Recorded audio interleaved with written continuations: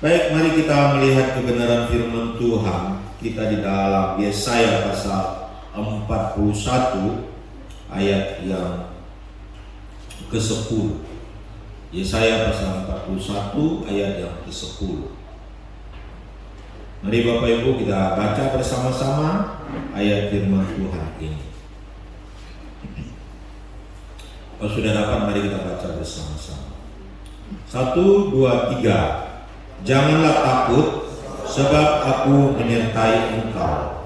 Janganlah bimbang, sebab aku ini Allahmu. Aku akan meneguhkan, bahkan akan menolong engkau. Aku akan memegang engkau, dan dengan tangan kananku yang membawa kemenangan. Nah, Bapak Ibu yang dikasihi oleh Tuhan, hari ini kita belajar tentang tidak takut dan bimbang. Saudara-saudaraku dikasihi oleh Tuhan, ketakutan itu sangat-sangat menakutkan. Jadi ketakutan itu sendiri sangat-sangat menakutkan, membuat aktivitas kita, membuat psikologis kita, membuat kerohanian kita menjadi mandek dan tidak bisa berkembang dengan baik. Saudara-saudaraku dikasihi oleh Tuhan, saya masih ingat sekali dulu saya pernah mengalami sebuah ketakutan yang masif, saudara-saudara. Ketakutan yang mendalam juga. Kenapa? Dulu di gereja itu pakai sistem telepon, itu pakai puter-puter, tek tek tek tek gitu. Mungkin masih ingat orang-orang tua mengerti lah itu. Nah, tidak pakai handphone, tapi pakai puter-puter gitu. Nah, dulu saya pernah mengalami yang namanya intimidasi di dalam telepon. Saya tidak tahu siapa yang intimidasi saya secara jelas, tapi saya pernah ditelepon dan diteror di dalam penelponan itu. Saudara-saudaraku dikasihi oleh Tuhan, sejak peneroran yang begitu masif itu, saya ada timbul rasa takut, saudara-saudara. Takut yang sangat mendalam dalam hidup saya. Setiap saya mendengar bunyi telepon itu, ceng begitu, saya nggak berani angkat, saudara-saudara. Bahkan apalagi kalau dia tengah malam, ya bunyi telepon itu, ya karena kita nggak bisa tahu ini siapa yang telepon. Itu kan telepon bukan telepon genggam seperti kita punya ini HP. Jadi orang telepon kita nggak tahu siapa yang telepon, kecuali kita sudah dengar suara dia baru kita tahu. Itu pun kalau suara yang kita kenal. Nah, saudara-saudara, itu membuat saya tinggal dalam ketakutan, takut mengangkat telepon kalau dia bunyi, saudara-saudara. Saya nggak pernah cerita dengan jemaat-jemaat, bahkan Pak Alai sebagai majelis itu saya nggak pernah cerita. Itu saya pendam dalam diri saya sendiri. Saya mengalami ketakutan terhadap telepon itu sendiri. Tapi puji Tuhan, akhirnya saya dibebaskan dengan rasa takut itu, saudara-saudara. Ketika saya kembali bersandar pada Tuhan, menyerah sungguh-sungguh pada Tuhan. Nah, saudara-saudara pun dikasihi oleh Tuhan, jangan takut, jangan bimbang. Bimbang itu pun sesuatu yang tidak baik di dalam hidup saya dan saudara-saudara. Karena Alkitab di dalam Yakobus pasal 1 ayat 6 berkata pada kita bahwa ketika kita berdoa, kita harus dengan iman yang tidak bimbang. Kalau kita bimbang, kita tidak akan mendapatkan apa-apa, saudara-saudara. Orang yang bimbang tidak akan dijawab doanya, tidak akan mendapatkan jawaban doa dari Tuhan. Bimbang itu bahkan bisa menghancurkan hidup saya dan saudara-saudara. Satu kali ada cerita tentang satu orang diundang oleh dua sahabatnya. Kebetulan mereka tinggal di dekat sungai, saudara, di tepi sungai ya. Lalu yang satu di hulu, yang satu di hilir. Lalu jamnya itu hampir sama. Mungkin jam 5 sampai jam 8, ini juga jam 5 sampai jam 8.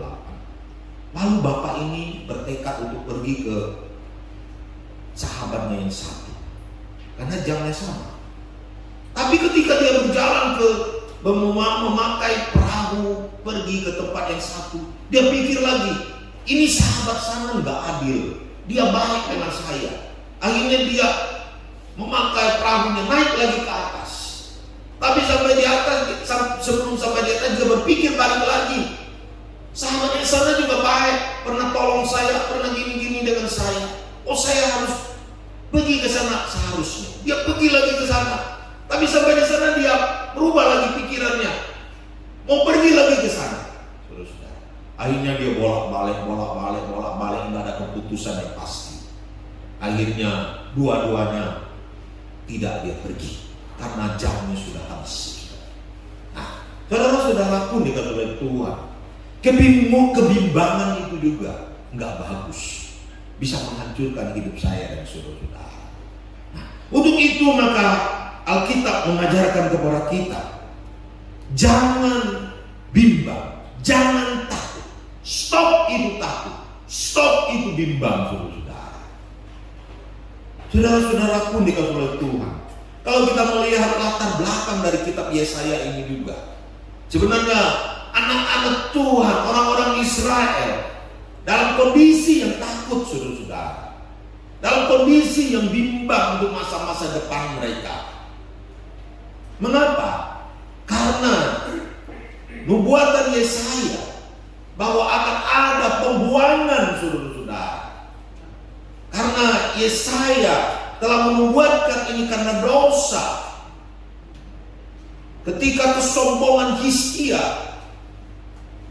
dinyatakan dan Allah menghukum bangsa ini dengan akhirnya membuang bangsa ini ke Babel. Jadi kedepannya ada ketakutan, kedepannya ada kebimbangan terhadap umat Israel ini, saudara.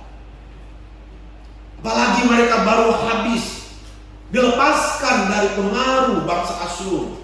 Raja Asyur baru dikalahkan karena Tuhan bekerja di dalamnya. Tetapi mereka masih ada rasa takut kalau bangsa Asyur datang balik lagi menyerang mereka, saudara. Jadi mungkin kita berkata secara manusia mereka wajar-wajar saja takut, wajar-wajar saja bimbang dalam memutuskan sesuatu. Tetapi kita tetap berkata, jangan takut, jangan bimbang. Stop itu takut, stop itu bimbang. Amin. Jadi semangat dulu. Saudara-saudara pun dikasih oleh Tuhan. Sekarang apa jawabannya? Apakah perkataan ini hanya sebuah perintah yang tanpa tindakan? Apakah perkataan ini hanya nasihat saja? Jangan takut, jangan bimbang, tapi tidak ada action, tidak ada action di belakangnya. Tidak. Allah punya alasan mengapa dia berkata jangan takut dan jangan bimbang. Ada jawaban dari Allah yang hari ini kita beri 3M, saudara-saudara. Masih ingat di dalam COVID ada M kan? 3M. Apa itu 3M? Saudara-saudara masih ingat? M pertama menjaga jarak. Yang kedua mencuci tangan. Apa lagi? Yang tiga memakai masker. Oh, udah lupa semua ya? COVID baru lewat udah lupa ya? Belum setahun lewat kan? Baru beberapa waktu yang lalu dinyatakan pemerintah kan? Bebas COVID. 3M sudah lupa. Ya, kalau 3 miliar sih ingat terus ya. Nah, saudara-saudara pun dikasih oleh Tuhan. Hari ini kita mau belajar 3M sebagai jawaban. Jangan bimbang, jangan takut, saudara-saudara. Apa itu? Dikatakan, janganlah takut sebab aku menyertai engkau. Janganlah bimbang sebab aku ini Allahmu. Aku akan meneguhkan. Memang menyertai itu adalah sebuah kata yang dipakai M juga di situ. Tapi menyertai itu Tuhan sudah beserta dengan mereka. Kemudian juga di ayat yang ke-14 dikatakan Allah menebus. Allah sudah melakukan itu. Sedangkan ada 3 alasan mengapa jangan takut, mengapa jangan bimbang. Ada 3 alasan yang akan dilakukan oleh Allah. Jadi ini bersifat future, bersifat will, bersifat akan. Nah, saudara-saudara pun dikasih oleh Tuhan, akan yang pertama adalah meneguhkan. Jadi M yang pertama adalah Allah akan meneguhkan. Arti meneguhkan artinya adalah menguatkan. Kalau sudah berbicara tentang menguatkan, tentu ada serangan untuk menjatuhkan. Sama seperti ketika kita membangun sebuah rumah. Ya, hidup ini kan seperti membangun rumah sebenarnya, saudara. Lalu rumah itu ditiup oleh angin. Kalau membangun rumah di atas batu, dia kuat. Kalau membangun rumah di atas pasir, sebentar badai datang atau angin datang, maka rumah itu roboh. Saudara-saudara pun dikasih oleh Tuhan. Dalam praktek hidup kita banyak melihat orang membangun rumah tangga. Dari sejak dia pacaran, dia mulai merencanakan bagaimana rumah tangga saya ini. Lalu ketika menikah, mungkin dia sudah memasang strategi bagaimana menjadi keluarga yang baik, keluarga yang hebat, keluarga yang bahagia, keluarga yang sakinah, saudara. Ya, dia mulai. Nanti saya punya anak harus begini, anak saya harus belajar begini, sekolah begini, menjadi ini dan menjadi itu. Mungkin sudah ada sebuah rencana dalam pembangunan. Dan itu mungkin sudah berjalan 1 tahun, 2 tahun, 3 tahun, 4 tahun, 5 tahun. Bahkan mungkin sudah ada yang sampai 50 tahun. Nah, sudah 50 tahun ya. 50 tahun kan sudah masuk. Karena dirayakan biasanya. Kemarin kami baru merayakan tahun pernikahan Ibu Nekti 25 tahun. Ya. Sudah, tapi kita lihat banyak keluarga di tengah jalan, belum sampai masa berakhir istilah orang, akhirnya roboh rumah tangga mereka. Ada yang suaminya selingkuh, akhirnya cerai. Ada bahkan kita pikir sekarang ini suami-suami yang selingkuh, banyak juga istri-istri yang selingkuh. Kawin lagi, ada uang abang disayang, tidak ada uang abang ditendang. Yuluidu dokung, moluidu kekung. Nah, itu sudah ya. Banyak sekarang terjadi. Luar biasa terjadi. Keluarga-keluarga yang retak, keluarga-keluarga yang hancur. Tidak lagi seperti keluarga. Ya. Istrinya entah di mana, suaminya entah di mana. Tidak lagi serumah. Bahkan kadang-kadang serumah pun tidak ngomongan. Bahkan serumah pun tidak satu kamaran lagi dan sebagainya. Tidak ngerti lah. Yang penting kelihatannya keluarga, tapi kadang-kadang bukan keluarga lagi. Karena hancur di tengah jalan. Ada orang yang membangun bisnisnya begitu hebat. Usahanya begitu maju, begitu luar biasa. Tapi ketika berjalan beberapa puluh tahun ke depan, usaha ini akhirnya drop dan bangkrut, saudara. Apalagi kondisi-kondisi ekonomi sekarang tidak menentu. Ketika terjadi perpolitikan juga sangat-sangat mempengaruhi kondisi ekonomi hari-hari ini, dan juga bisa mempengaruhi keberhasilan kita di dalam usaha kita. Saudara-saudaraku yang dikasihi oleh Tuhan, ini membuat kita takut, ini membuat kita bimbang. Apakah saya bisa sampai akhir hidup ini?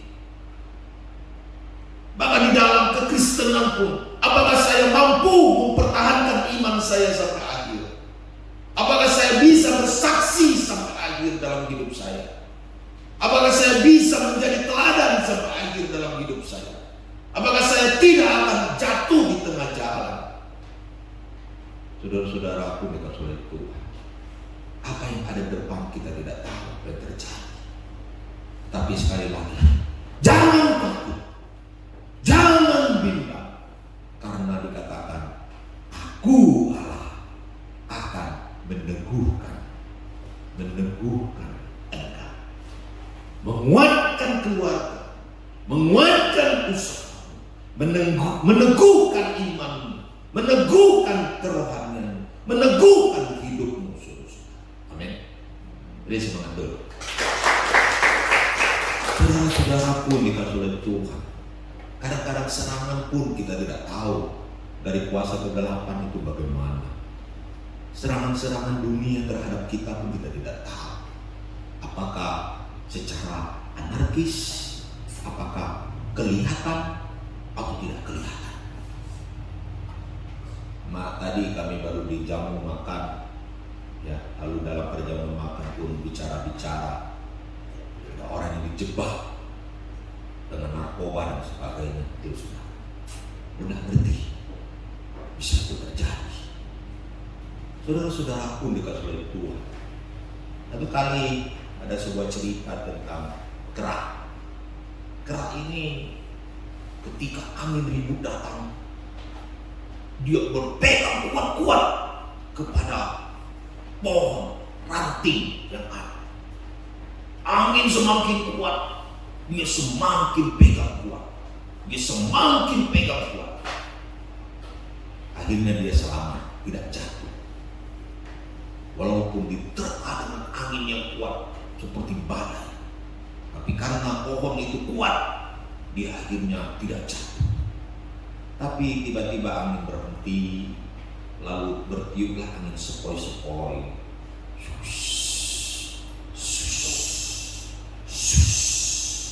Tiba-tiba dia mulai menjadi enak, dan dia tiba-tiba menjadi ngantuk, dan akhirnya dia tiba-tiba tertidur karena enak.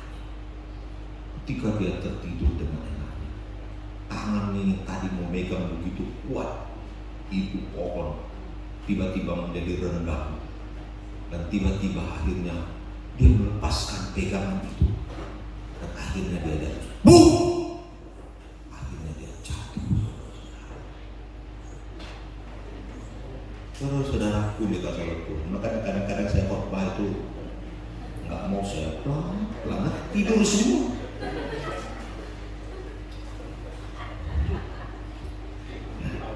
Saudara-saudaraku dikasihi oleh Tuhan Yesus, kadang-kadang serangan itu begitu halus, begitu halus. Ketika Hizkia diserang oleh Raja Asyur, Yerusalem dikepung oleh Raja Asyur, Hizkia tidak kalah. Dia datang cari Tuhan, dia sebarkan itu surat di hadapan Tuhan yang dibawa oleh juru minum agung ini. Dia berdoa kepada Tuhan dengan luar biasa. Dia berdoa kepada Tuhan sampai berpuasa, sampai mengoyakkan bajunya, sampai memberikan itu abu dan sebagainya. Dia begitu mencari Tuhan, sehingga akhirnya Tuhan memberi pertolongan kepada dia.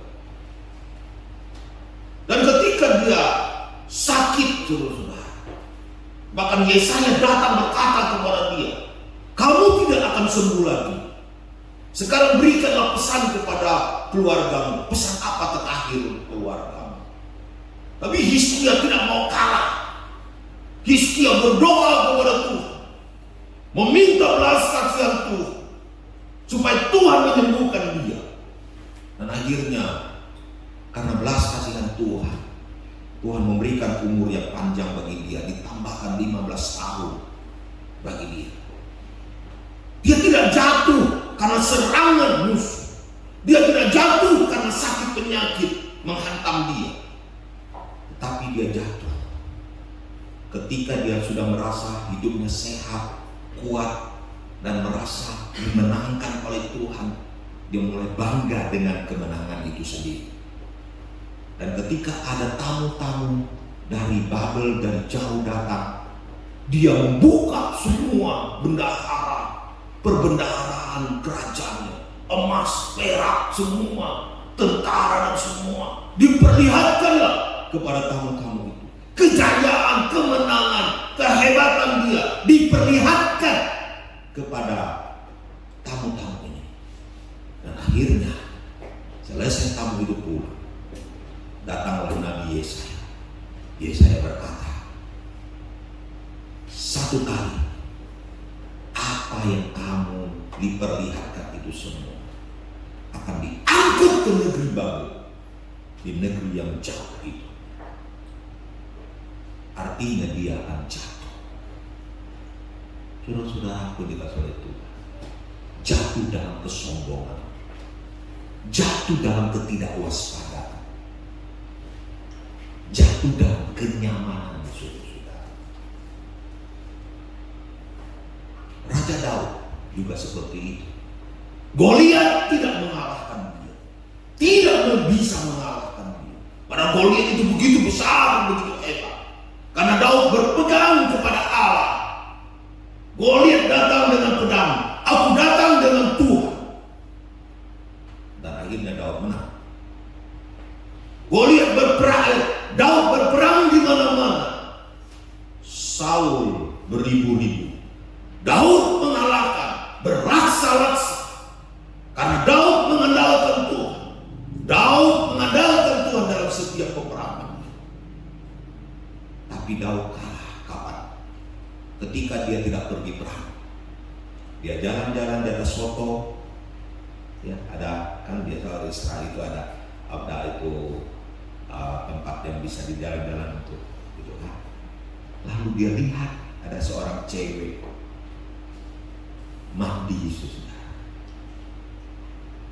Akhirnya dia birahinya naik, dan akhirnya dia menyukai cewek ini.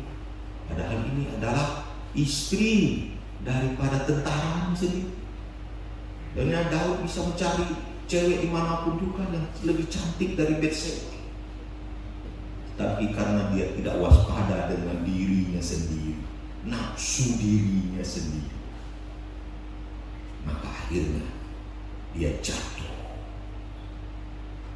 Ini serangan begitu tidak kelihatan, tapi akhirnya menjadi kenyataan. Saudara-saudaraku dikasih oleh Tuhan, untuk itu kita perlu Allah yang selalu menjaga, melindungi kita, menguatkan kita, meneguhkan kehidupan saya dan saudara. Daud akhirnya hancur, keluarganya hancur, kerajaannya juga hancur. Tapi memang puji Tuhan, masih ada sisa-sisa dari pengampunan Tuhan bagi dia. Saudara-saudara aku dikasih oleh Tuhan, mengapa kita jangan takut dan bimbang? Karena Allah akan meneguhkan kita. Kata akan di sini menunjukkan bahwa akan datang sesuatu yang belum terjadi. Kita perlu iman untuk mempercayainya. Kita perlu berdoa untuk memohonnya. Menunggu kita. Amin. Yang kedua, yang kedua, bahkan akan menolong engkau. Yang kedua adalah Allah akan menolong kita. Memang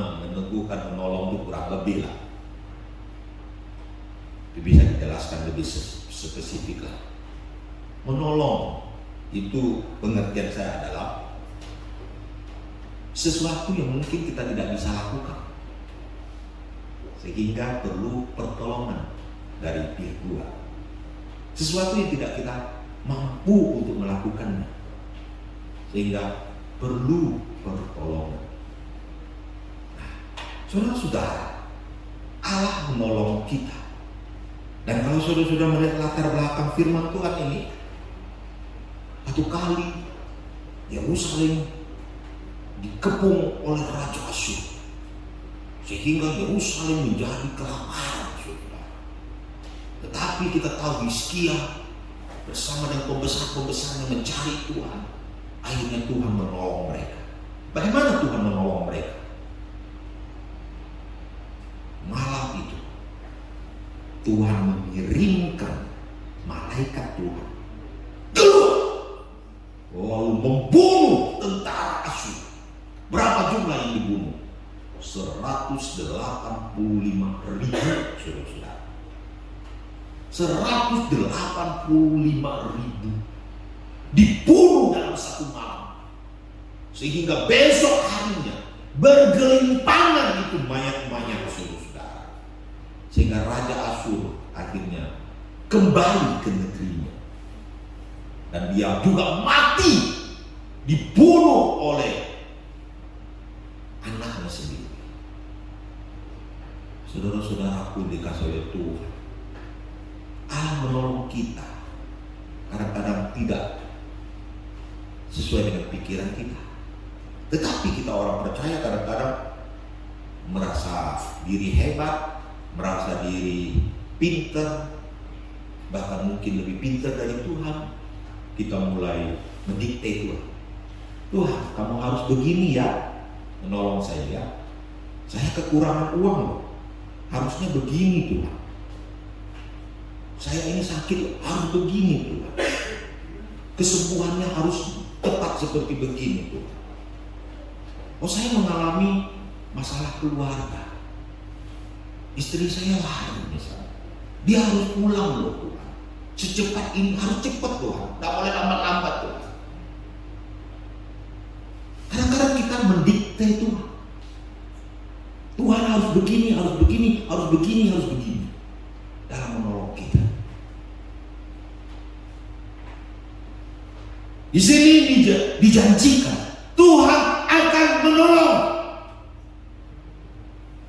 tetapi tidak dikasih tahu bagaimana cara penolongan itu sendiri.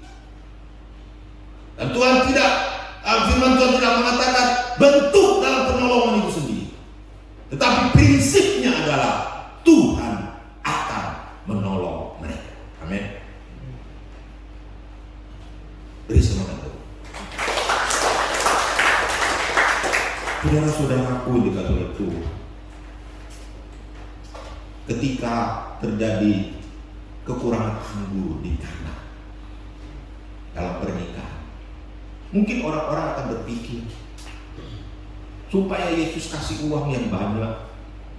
Ketika Maria bertanya apa yang harus dilakukan itu dan meminta pertolongan Tuhan Yesus, tapi apa yang dilakukan Tuhan Yesus?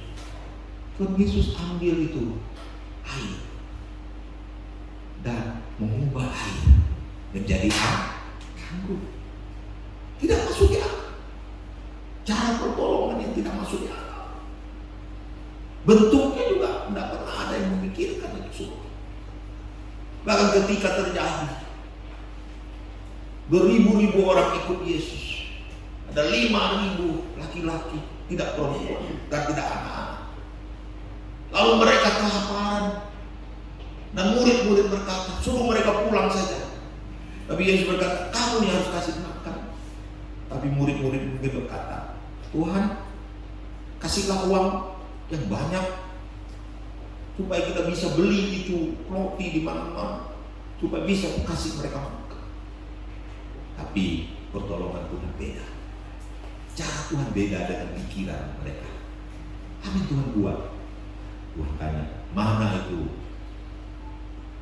ikan dan mana itu roti? Kasih sini. Lalu dicari, ada 2 2 ikan dan 5. Yesus berdoa. Selesai berdoa, dia suruh bagi-bagikan 5.000 orang, tidak termasuk perempuan dan anak-anak, makan sampai kenyang. Amin. Tuhan memberi pertolongan mungkin berbeda dengan konsep pikiran manusia. Nah, saudara-saudaraku yang dikasihi oleh Tuhan Yesus, itulah N yang kedua. Mengapa kita jangan takut dan jangan bimbang? Karena Allah berjanji akan menolong kita.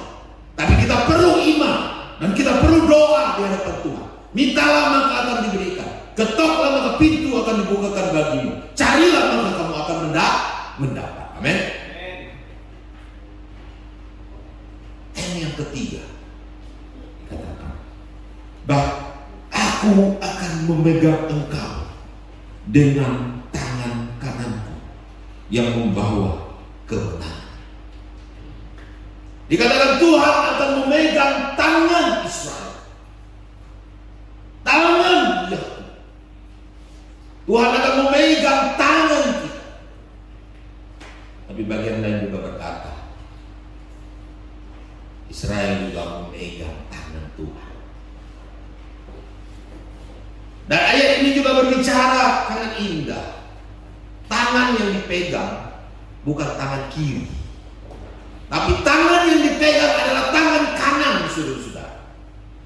Allah memakai tangan kanan untuk memegang tangan kanan dari Israel.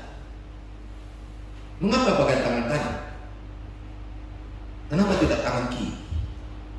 Ya, pada umumnya manusia itu ya kalau diumumkan tentu orang yang kidal itu sedikit ya, lebih banyak yang normal ya istilahnya ya, tangan itu ya. Nah, jadi tangan kanan biasanya lebih kuat dari tangan kiri, kecuali orang itu kidal ya, kidal. Ketika Allah memakai tangan kanan, memegang tangan kanan Israel, itu menunjukkan sebuah kekuatan. Allah tidak sembarangan memakai tangan kiri atau sisa-sisa kekuatan Tuhan baru diberikan kepada umatnya. Artinya prioritas, artinya kekuatan yang penuh itu diberikan kepada umatnya. Pemegangan yang penuh. Tapi pemegangan ini juga bersifat dua arah. Umat Tuhan memegang tangan Tuhan, dan tangan Tuhan juga memegang tangan umatnya. Kenapa? Karena kalau mengandalkan tangan kita yang memegang tangan Tuhan, maka satu kali tangan kita akan lemah dan kita akan melepaskan. Apalagi ketika tantangan itu begitu kuat dan kita tidak mampu lagi, kita akan melepaskan. Saya dulu waktu masih pemuda, masih ya hampir anak-anak menuju pemuda ya, kami di Sanggau biasanya ada motor air yang lewat, itu kata mesin airnya kan enak. Kami biasanya berenang, lalu pegang belakang. Enak, pegang belakangnya main air. Tapi kadang-kadang kalau dia sudah laju, saudara, kami tidak mampu pegang lagi. Hanya lepaskan tangan. Saudara, kalau kita mengandalkan kita memegang tangan kanan Allah, satu kali kita akan lepaskan. Kalau tantangan itu terlalu besar dan melebihi kekuatan kita. Tetapi jika Allah yang memegang tangan kanan kita, tidak akan pernah bisa terlepas. Karena Allah Maha Besar dan Maha Hebat. Amin. Kalau kita baca di dalam Yesaya pasal 40, saudara-saudara akan melihat bahwa Allah itu besar. Allahu Akbar, Allah yang besar. Kenapa? Air laut dia melekuk dengan tangannya. Dutch itu pulau-pulau seperti debu di hadapan dia. Itu gunung-gunung dengan dacing dia menimbangnya. Manusia, seluruh manusia, bagi dia hanya sebutir debu, saudara. Seperti setetes air di dalam timba. Sekarang saya mau kasih tahu, jika Allah memandang seluruh manusia seperti setitik debu dan setetes air, kita ini bagiannya debu kan? Berarti betapa kecilnya kita di hadapan Tuhan ya. Nah, sekarang kita bayangkan Tuhan, berapa besarnya Tuhan, berapa hebatnya Tuhan, tidak terbandingkan. Kalau Allah yang hebat, Allah yang besar, Allah yang Akbar itu memegang tangan kanan kita, siapa yang bisa melawan kita? Makanya Rasul Paulus berkata, jika Allah di pihakku, siapakah yang dapat melawan Allah? Amin. Manusia bisa lawan kita, iblis setan bisa bertahan di hadapan kita. Meo tidak bisa. Nonsense. Jika Allah di pihak kita, tidak ada satupun kuasa dalam dunia ini yang sanggup menghancurkan hidup saya dan saudara. Ini yang ketiga adalah Allah memegang tangan kanan kita. Amin. Amin. Jadi ada 3 M. Pertama, apa? Allah akan meneguhkan. Yang kedua, Allah akan menolong. Yang ketiga, Allah akan memegang tangan kanan kita. Memegang tangan kanan juga mengandung pengertian sebenarnya kita dalam kondisi hampir jatuh, seperti seorang yang berjalan di titian yang goyang-goyang, sebuah titian yang licin, yang mungkin mau roboh, sehingga dia perlu kekuatan untuk berpegang. Memegang tangan kanan juga memiliki pengertian bagaimana keamanan kita bisa nikmati. Hanya dekat Allah saja aku tenang. Ketika kita menyeberang ini jalan raya, lalu kita mau lewat, kita takut, engkang atau motor kau nanti contoh, tiba-tiba suami kita datang, istri kita datang, ayo kita pegang tangan kanan kita, wah kita jadi enak kan, kita jadi aman rasanya, betul tak? Kalau kita sendiri, kita ketakutan. Tapi kalau kita ada orang yang pegang tangan kanan kita, apalagi kalau itu satpam saudara, ya, pegang tangan kanan kita. Tapi ibu-ibu mungkin bisi kali ya. Apalagi kalau itu polisi lalu lintas, pegang tangan kanan kita lewat, wah kita pasti aman, betul? Tidak mungkin ditabrak lah, aman lah. Ini polisi bilang, gitu. Hanya seragam saja, andalkan seragam aja. Lewat kita. Apalagi kalau Tuhan yang memegang tangan kanan kita, pasti kita merasa enak, nyaman, aman. Amin. Amin. Kiranya berkat firman Tuhan memberkati kita semua. Mari kita bangkit berdiri.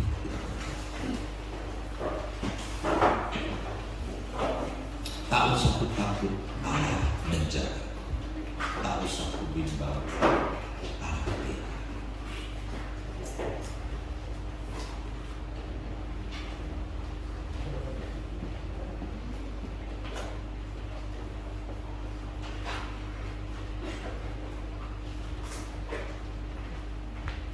Elsa Allah.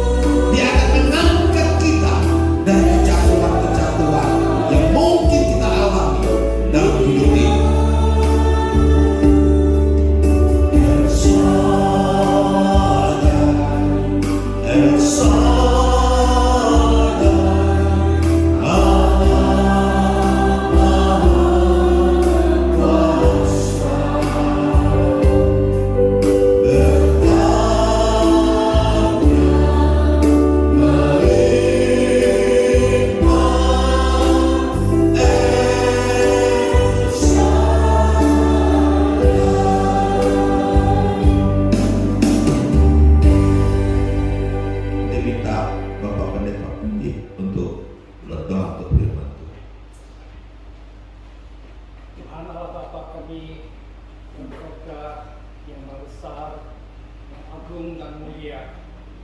Saya bersyukur firman Tuhan sore hari ini kembali mengingatkan kepada kami akan janji-janji Tuhan kepada kami. Bapa di surga, sesungguhnya sebagai manusia ada banyak hal yang membuat kami bisa jadi takut, jadi bimbang. Oleh firman Tuhan sore ini ingatkan kami agar kami jangan takut dan bimbang, karena Tuhan yang maha besar, yang meneguhkan kami, yang menolong kami, yang memegang tangan kami. Tolong kami Tuhan, supaya kami sungguh ingat janji Tuhan, percaya janji Tuhan dan berpegang pada janji Tuhan. Ketika kami mulai takut dan bimbang, kami ingat firman Tuhan dan kami kembali boleh tenang. Terima kasih Bapa di surga. Kami sungguh mau percaya sepenuhnya kepada Tuhan yang selalu memelihara kami, yang dapat kami andalkan, yang dapat kami harapkan. Terima kasih dan bersyukur untuk firman Tuhan ini. Dalam nama Tuhan Yesus saya berdoa bersyukur. Amin. Amin. Silakan duduk kembali.